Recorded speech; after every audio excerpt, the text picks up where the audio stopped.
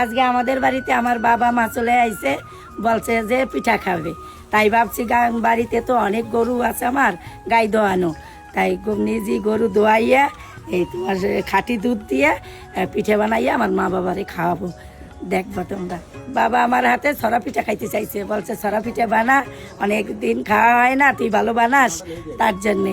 তাই খেজুরের গুড় নিয়ে আইছি, খেজুরের গুড় দিয়ে আমি খাঁটি গায়ের দুধ দিয়ে রান্না করে বাবা মাকে খাওয়াবো। আমার 3টে গরুর দোয়াই, একটা গরুর দুধ দোয়াইলেই আমার হয়ে যাবে, একটা বা দুটো। হ্যাঁ, এই গাই দোয়াই নেই আগে প্রথমে। গোয়াল ঘরে চলে আইছি, এই যে আমার গরু।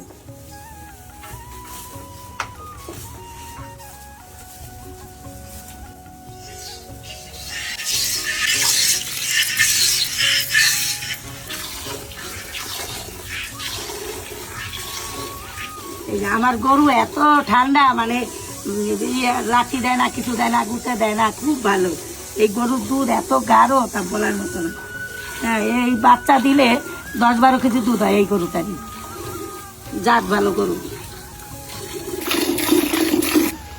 হয়ে গেছে দোয়ানো, গরু গাভিন হয়েছে তো, তার জন্যই এইটুকু দুধ হয়েছে, নাহলে একবার বালতি করে যাইতো। এখানে জল দিয়ে দেবো, গরম হইলে পরে তুলে রাখবো। প্রথমে তো আমি জল দিয়ে দিছি, এবার জলের মধ্যে আমি এই লবণ দিয়ে দেবো, ঠিক আছে?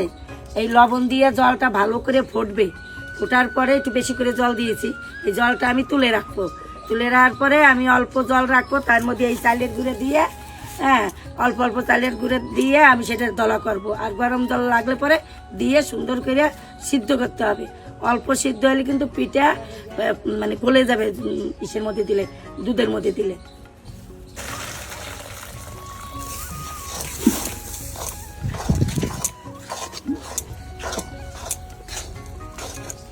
অল্প অল্প জল দিয়ে আমি ভালো করে এটাকে সিদ্ধ করে নেব। যত সিদ্ধ ভালো হবে তত আমার পিঠেটা আস্ত থাকবে। দলা পাকানো ভালো করে হয়ে গেছে, আর নামাই নেব। এখন দুধটা উনানে জাল দিয়ে নেই ভালো করে। এই জাল দিতে দিতে আবার পিঠের ছড়া খাইতে নেব।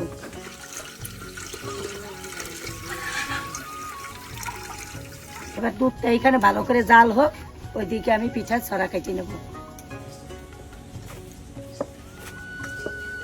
যত ভালো করে মাখাবো তত ভালো হবে। গরম তো, একটু জল, ঠান্ডা জল দিয়ে একটু ভিজাই ভিজাই নেবো ভাতটা, তাই ভালো হবে।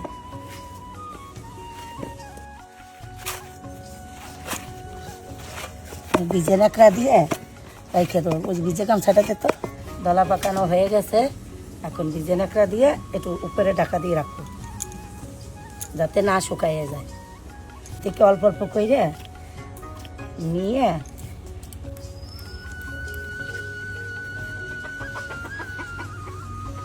লম্বা লম্বা হয়ে গেছে, এখন আমি কাইটে নেবো ছড়া।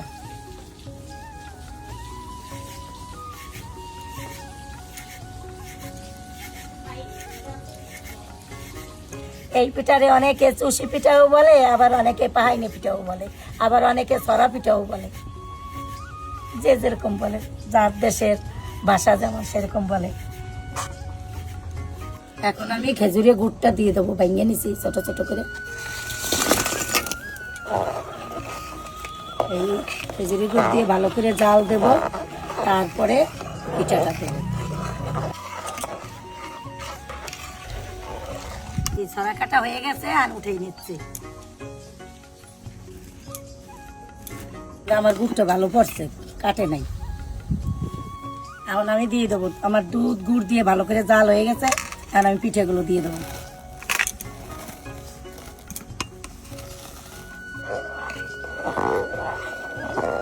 দুই 3 মিনিট জাল হবে, তারপরে নামাই দেবো।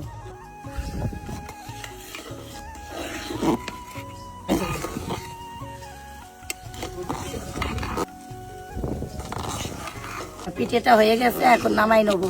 বেশি গাঢ় গাঢ় হয়ে গেলে আবার মানে ভালো লাগবে না, বেশ মিডিয়াম থাকবে, ভালো লাগবে, না গাঢ় না পাতলা।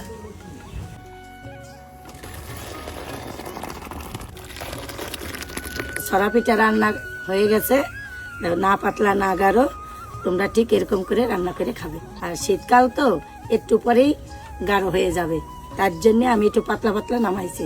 আর যদি গাঢ় গাঢ় নামাইতাম একটু পরে একবারে মানে এই যে ছড়া পিঠা এ বোঝাই যাইতো না, শুধু দলা দলা ভাব দেখাইতো। এই পিঠাটা না বাসি খাইতেই ভালো লাগে, মানে পরের দিন খাইতে মুড়ি দিয়া ভালো লাগে খাইতে। কেমন হয়েছে? বলে আইছি তো পিঠে খাওয়ার জন্য, শীতের দিন পিঠে বানাবি খাবো। খাই দেখ কেমন হয়েছে, খা।